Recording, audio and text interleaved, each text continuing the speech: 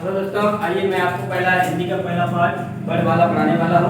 तो वर्णमाला में देखिए पहले क्या होता है कि वर्णमाला जो बनी है वो वर्ड से मिलकर बनी है।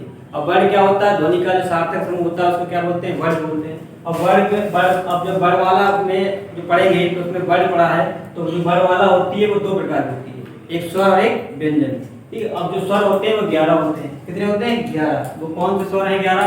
एक तो पहला छोटा आता है, फिर आता है बड़ा, फिर छोटी, फिर कौन सा आता है बड़ी, फिर छोटा ऊ, फिर बड़ा ऊ, फिर ए छोटी है, फिर बड़ी है, फिर छोटा ओ, फिर बड़ा ओ।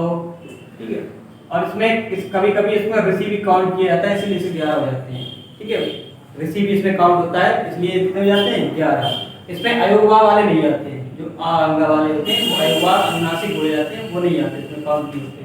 अब व्यंजन जो होते हैं वो 33 होते हैं, उसको अभी बाद में पढ़ाएंगे, पहले स्वर के बारे में बताते हैं। तो स्वर जो होते हैं 11 होते हैं और इनके जो प्रकार हैं कितने प्रकार के हैं? 2 प्रकार से होता है। एक होता है मात्रा के आधार पर और एक होता है उच्चारण के आधार पर। मात्रा के आधार पर जो स्वर होते हैं वो 3 प्रकार के होते हैं और उच्चारण के आधार पर भी ये 3 प्रकार के होते हैं। दोनों प्रकार से 3 प्रकार के होते हैं। मात्रा के आधार पर कौन कौन से होते हैं? उसमें आता है पहला ह्रस्व स्वर। पहला कौन सा आता है? ह्रस्व स्वर आते हैं।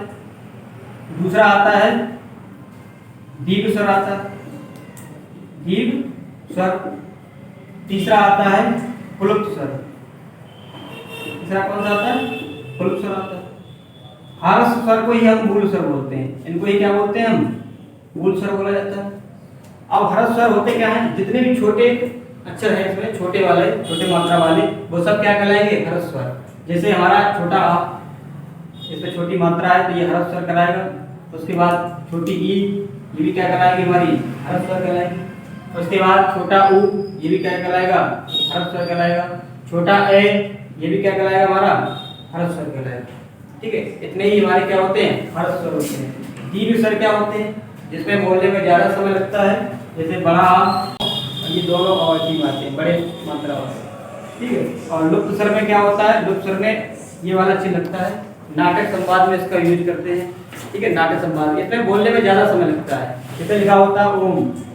ठीक है, ओम लिखते हैं तो ओम के आगे ऐसे करके बना देते हैं ओम करके। ठीक है, राम लिखते हैं, राम के आगे ऐसे बनाते हैं। नाटक संवाद में इसका यूज होता है लुप्त स्वर का। तो मात्रा के आधार पर कितने प्रकार के होते हैं सर? 3 प्रकार के। पहला होता है ह्रस्व स्वर, जिसको मूल स्वर बोलते हैं, जिसमें छोटी मात्रा का यूज होता है, छोटा आ, छोटी ई, छोटा ऊ, छोटा ए। दीर्घ स्वर में बड़ी मात्रा का यूज होता है, बड़ा आ, बड़ी ई, बड़ा ऊ, बड़ी ए, बड़ी ओ, बड़ा ओ।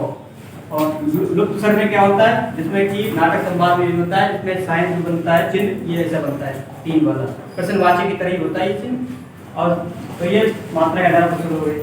अब आते हैं उच्चारण के आधार पर। किसके आधार पर? उच्चारण के आधार पर। उच्चारण के आधार पर यहाँ पर लिखेंगे 3 प्रकार के। पहला होता है अग्र स्वर।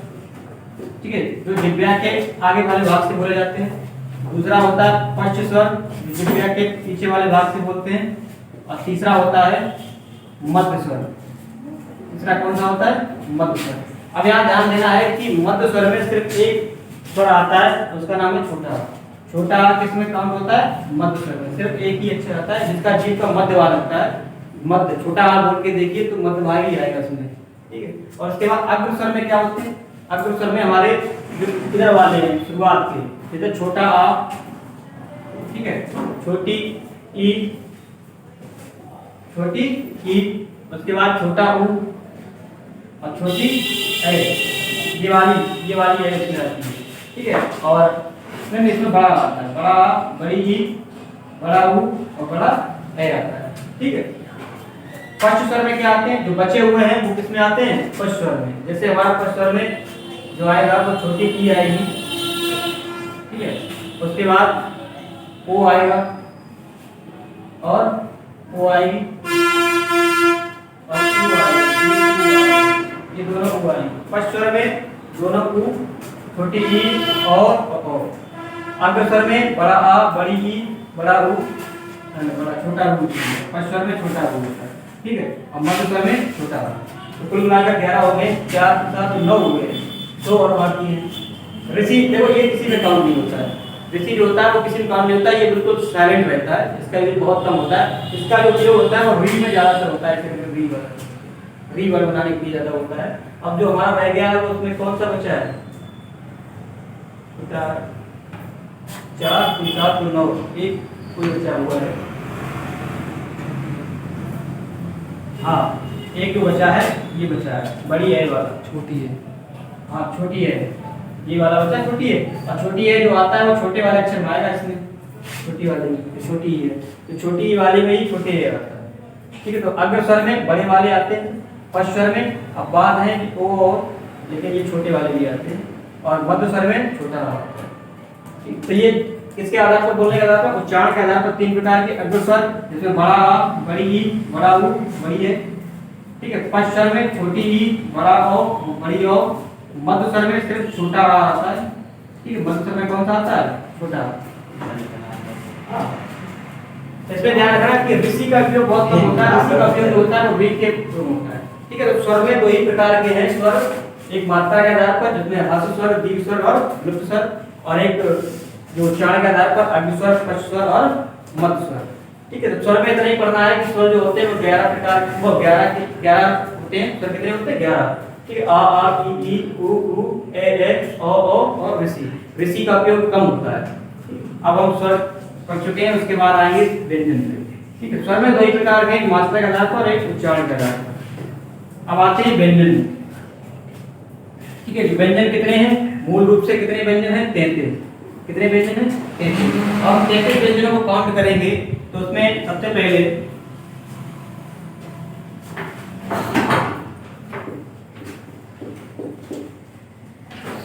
पहला आता है हमारा कंठे व्यंजन। कौन सा आता है? कंठे व्यंजन। तो कंठे व्यंजन में आपको पता होगा जो का सीरीज होती है, का वाला वो आता है। का खा का घा, ठीक है। तालव्य दूसरा होता है, तालव्य। तालव्य व्यंजन, तालव्य व्यंजन में जो आता है वो आते हैं चा, छा, जा, झा और वा। उसके बाद मूर्धन्य व्यंजन। मूर्धन्य व्यंजन में क्या आता है? मूर्धन्य व्यंजन में टा, ठा, डा, ढा, आ। चौथा आता है दंते व्यंजन। दंते व्यंजन में क्या आता है? ता, था, ता, धा, ना। पांचवा आता है ओष्ठ्य। ओष्ठ्य व्यंजन, और ओष्ठ्य व्यंजन में क्या आता है हमारा? पा, फा, बा, भा और मा। कुल मिलाकर ये इन व्यंजनों की संख्या कितनी है? 25। 25 व्यंजन है, और इन व्यंजनों को ये बोलते हैं स्पर्श व्यंजन। क्या बोलते हैं? स्पर्श व्यंजन। ठीक है, इनको क्या बोला जाता है हमारा? स्पर्श व्यंजन, 25 व्यंजन। ठीक, अब इन्हीं में सब कुछ होना है। इन्हीं में हमें घोष, अघोष, अल्पप्राण, महाप्राण सब इसी में ढूंढेंगे हम। तो इसमें सबसे पहले आ जाता है कि कंठे व्यंजन में जो होते हैं उनमें ये भी पता करो, ये लास्ट वाले जो होते हैं इनको हम बोलते हैं अनुनासिक। क्या बोलते हैं? अनुनासिक व्यंजन। क्या बोलते हैं? अनुनासिक, क्योंकि ये नाक द्वारा बोले जाते हैं, नाक के सहारे बोले जाते हैं, इसलिए क्या बोलते हैं? अनुनासिक व्यंजन बोलते हैं। इसमें जो हमारा ये दो होते हैं, डा और आ, इनको बोलते हैं द्विगुण व्यंजन। क्या बोलते हैं? द्विगुण व्यंजन। द्विगुण व्यंजन। ठीक है, इनको क्या बोला जाता है? द्विगुण व्यंजन बोला जाता है। उसके बाद ये तो 25 व्यंजन हो गए। अब व्यंजन की संख्या कितनी है? 33। तो 8 व्यंजन और बचे हैं, वो कौन से? तो एक आता है, आपने पढ़ा होगा अंतस्थ व्यंजन। क्या आता है? अंतस्थ व्यंजन। जो अंतस्थ व्यंजन है वो है 4। कितने हैं? 4। या, रा, ला, बा। उसके बाद आता है ऊष्म व्यंजन। ऊष्म व्यंजन। ऊष्म व्यंजन कौन से थे? ऊष्म व्यंजन सा, सा, सा और हा। ठीक है, ऊष्म व्यंजन। ऊष्म व्यंजन को हम संघर्षी व्यंजन भी बोलते हैं। क्या बोलते हैं? संघर्षी व्यंजन। ठीक है, ऊष्म व्यंजन को हम संघर्षी बोलते हैं, सा, सा, सा, हा। अब यहाँ पर जो ये होते हैं या और वा, या वा, इनको अर्ध स्वर बोला जाता है। क्या बोला जाता है? अर्ध स्वर। अर्ध स्वर कौन कौन से? या और वा। ठीक, अर्ध स्वर कौन कौन से? या और वा।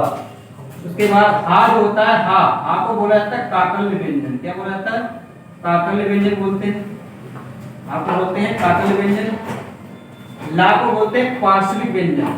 क्या बोलते हैं? पार्श्विक व्यंजन बोलते हैं। रा को बोलते हैं वर्तस्य व्यंजन। क्या बोलते हैं? वर्तस्य व्यंजन। अब आप गिने 33 हो जाएंगे। 25 स्पर्श व्यंजन है, 4 हमारे अंतस्थ व्यंजन है। अंतस्थ व्यंजन कितने हैं? 4। और कुसुम व्यंजन कितने हैं? 4। तो 25 4 29 4 33। 33 हमारे मूल व्यंजन हो जाते हैं। अंतस्थ व्यंजन 11 लावा, कुसुम संगति व्यंजन सा सा सा हा। इसमें रा जो होता है वो वर्तस्य व्यंजन होता है, ला होता है पार्श्विक व्यंजन, वा होता है या और वा, ये दोनों अर्ध स्वर कहलाते हैं। ठीक है, इनको दंतोष्ठी बोलते हैं। क्या बोलते हैं? दंतोष्ठी। आ जो होता है वो काकल्य व्यंजन होता है। आ क्या होता है? काकल्य व्यंजन। और ये अंतिम जो होते हैं सीरीज में वो होते हैं अनुनासिक व्यंजन। अब आते हैं व्यंजन में कि ये तो हो गए 33 मूल व्यंजन। और उसमें आता है कि संयुक्त व्यंजन कौन कौन से होते हैं। क्या आता है? संयुक्त व्यंजन। ठीक है, संयुक्त व्यंजन कौन कौन से होंगे? 4 संयुक्त व्यंजन है हमारे वर्णमाला में। तो कौन कौन से हैं? पहला है छा, छा छतरी वाला। और छा जो बनकर मिलता है वो किससे मिलता है? का प्लस सा से। ठीक है, उसके बाद त्रा, त्रा जो मिलकर बनता है वो ता प्लस रा से मिलकर बनता है। तीसरा आता है ज्ञानी, ज्ञानी जो मिलता है वो जा प्लस वा से मिलकर बनता है। और चौथा आता है श्रा।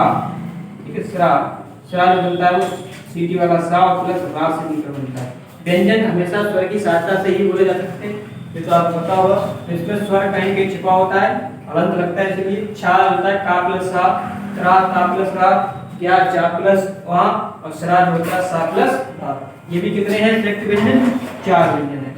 पूछा भी जाता है पेपर में कि छा का उच्चारण स्थान किसके बाद आता है। तो छा का उच्चारण स्थान किसके बाद आता है? जो जिससे बनता है, ता के बाद आएगा। त्रा का किसके बाद आता है? ता के बाद आता है। ज्ञानी का वो किसके बाद आता है? जा के बाद आता है। और श्रा का किसके बाद आता है? सा के बाद आता है। जिससे व्यंजन मिलकर बनता है संयुक्त व्यंजन, उसी के बाद उसका स्थान आता है। ठीक है, अब ये हो जाएंगे संयुक्त व्यंजन कितने हो गए हमारे? 4। अंतस्थ व्यंजन 4, ऊष्म संगति व्यंजन भी 4। द्विगुण व्यंजन हमारे लिखे हुए हैं। द्विगुण व्यंजन ये होते हैं, ये लिखे हुए हैं डा और रा। ठीक है, यहाँ लिख देंगे द्विगुण व्यंजन डा और रा, ये द्विगुण व्यंजन हो जाएंगे। अब बात आएगी कि यहाँ पर कि अल्प प्राण, महाप्राण, अघोष और सघोष।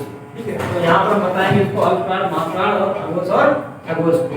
तो इसके लिए आपको पहले ट्रिक ध्यान रखनी है कि कैसे करना है। ठीक है, ट्रिक को तो पहला लिखेंगे यहाँ पर अल्प प्राण, दूसरा होता है महाप्राण, तीसरा अघोष और चौथा सघोष। अल्प प्राण इसमें बोलने में कम ध्वनि निकले, महाप्राण इसमें बोलने में ज्यादा ध्वनि निकले। अघोष क्या होते हैं? इसको बोले तो ध्वनि जो है कर्कश ले, ठीक है, टकराए, कंपन करे। सघोष में ध्वनि ज्यादा कंपन करे। अब बात आती है अल्प प्राण में कि अल्प प्राण होता क्या है। तो अल्प प्राण के लिए आप ध्यान रखिए कि 1 3 5, ठीक है, जो बना हुआ है हमारे सीरीज, उसमें पहला अक्षर, तीसरा अक्षर और पांचवा अक्षर। यहाँ पर ये जैसे कि 1 3 और 5, जैसे आप बता दें कि अगर 1 3 5 तो ये ता वाला अल्प प्राण हो जाएगा, दा वाला अल्प प्राण हो जाएगा और ढा वाला अल्प प्राण हो जाएगा। चा वाला हो जाएगा, जा वाला और वा वाला, टा हो जाएगा, रा हो जाएगा और रा हो जाएगा, ता, दा और ना, पा, बा और मा। ठीक है, तो ये हमारे क्या हो जाएंगे? अल्प प्राण 1 3 5। और उसमें क्या आते हैं हमारे? अंतस्थ व्यंजन भी आते हैं। क्या आते हैं इसमें? अंतस्थ व्यंजन भी इसी में शामिल है और विसर्ग भी इसी शामिल होता है और सभी स्वर भी आ जाते हैं। ठीक है, अल्प प्राण में सभी स्वर, विसर्ग, अंतस्थ व्यंजन और 1 3 5। महाप्राण में आएंगे, महाप्राण में 2 4 जो छूटे हुए, वो किसमें चलाते हैं? महाप्राण में 2 और 4। और इसमें आता है ऊष्म व्यंजन। क्या आते हैं? ऊष्म व्यंजन। अब आते हैं अघोष में। अघोष में क्या रहेगा? दो, जैसे यहाँ पे ये 2 और 4 है, ये इसमें आ जाएंगे महाप्राण में। अघोष में क्या हुआ? अघोष में जो होता है कि शुरुआत के पहले और दूसरे, जैसे का और गा, तो का और खा। अघोष में क्या होगा? पहले शुरुआत के दोनों आएंगे सभी सीरीज में, जैसे का खा, चा छा, टा ढा, ता था पा का। शुरुआत के 1 2 और इसमें होगा कि यही आएंगे सा सा सा, ठीक है। हा नहीं आता इसमें जो ऊष्म का हा नहीं आता है, अपवाद है, वो आता है सरगोश में। अब सरगोश में क्या होगा, जो बचे हुए कौन होंगे 3 4 5, इसके जो मिल्कीय सीरीज में ये जो बनाई है इसमें तीसरा चौथा पांचवा वो किसमें आएंगे सरगोश में, और जो बचा हुआ हमारा हा आएगा जो इसमें ऊष्म बचा था, और इसमें अंतस्थ व्यंजन आएंगे। कौन से व्यंजन, अंतस्थ व्यंजन। इसमें कौन से व्यंजन आएंगे, अंतस्थ व्यंजन। जो अंतस्थ व्यंजन ये लिखे हुए या रा ला वा, अंतस्थ व्यंजन आएंगे।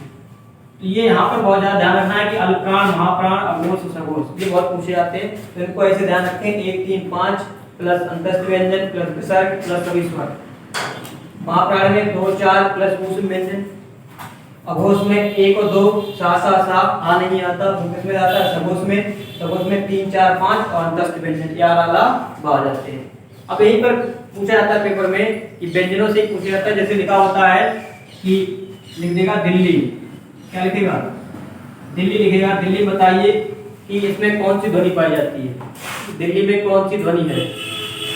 तो दिल्ली में कौन सी ध्वनि होती है, जैसे अगर एक व्यंजन के सारे दूसरा व्यंजन समान हो, एक व्यंजन पर आधा अक्षर दूसरा व्यंजन समान बने तो उसको बोलते हैं संपर्क ध्वनि।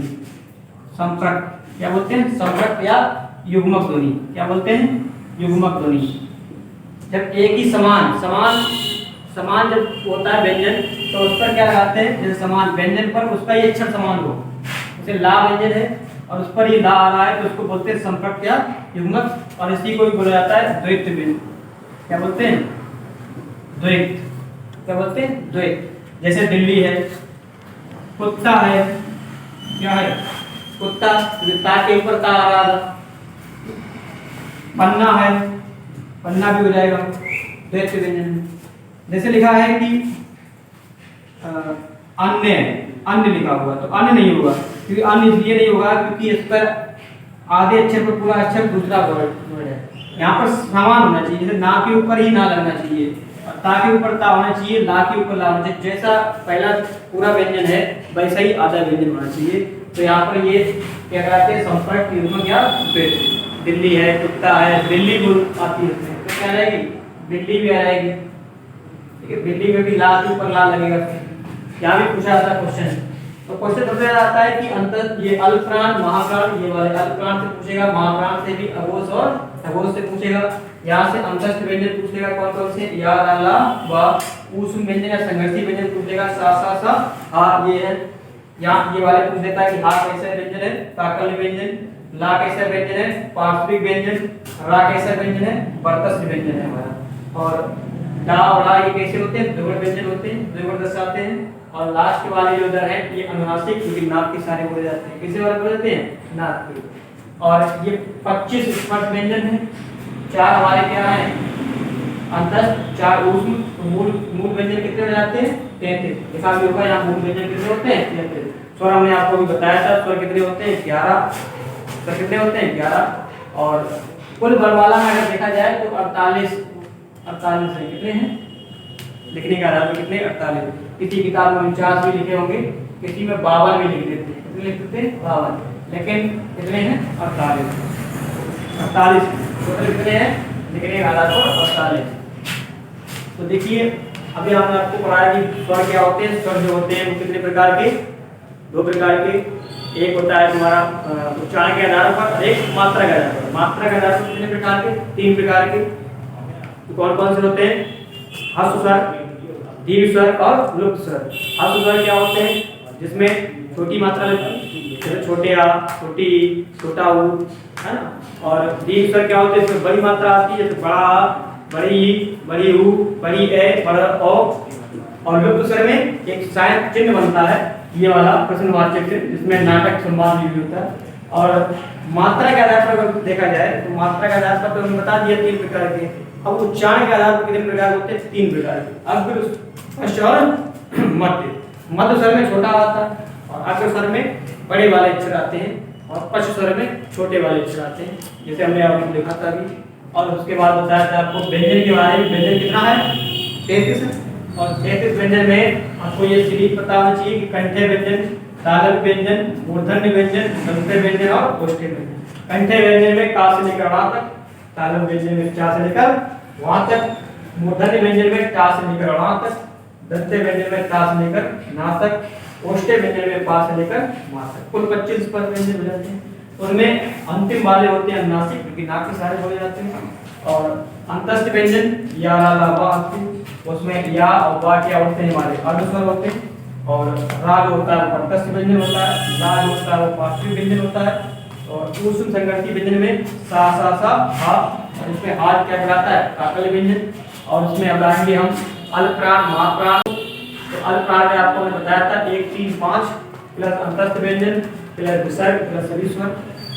महाप्राण में 2 4 प्लस ऊष्म व्यंजन रहेंगे सा हा वाली। अघोष में 1 2 सा हा नहीं आएगा। और सघोष में 1 3 4 5 और बचा हुआ हा इसमें आ जाएगा। और अंतस्थ व्यंजन जो हो जाएंगे यारा ला वाले, यारा ला वाले, ये भी किसमें आ जाएंगे सघोष में। फिर हमने आपको बताया कि द्वैत व्यंजन पूछा जाएगा कि संपर्क युग्मक या प्रयुक्त क्या होता है। तो जिसमें एक ही व्यंजन पर उसका समान अक्षर दूसरा व्यंजन लगा हो, जैसे दिल्ली के लिए, किसके लिए दिल्ली के लिए, ठीक है। उसके बाद दिल्ली के लिए 2-3 क्वेश्चन बोल रहा हूँ, तो आप उसको प्रैक्टिस कीजिए। जैसे कि आपको पहला क्वेश्चन है कि खा जो है बताइए कौन सा व्यंजन होगा। और उसके बाद पूछेगा कि आप बताइए कि जा जो है वो किस प्रकार का व्यंजन है। पूछेगा कि छोटा आ किस प्रकार का स्वर है। पूछेगा कि छोटा ऊ किस प्रकार का स्वर होता है। ठीक है, तो ये 4 क्वेश्चन है, जिसको आप कीजिए और कमेंट में बताइए। हमारे चैनल से जुड़िए 10 फ्यूचर से और बताइए कि आपको क्लास कैसी लगी।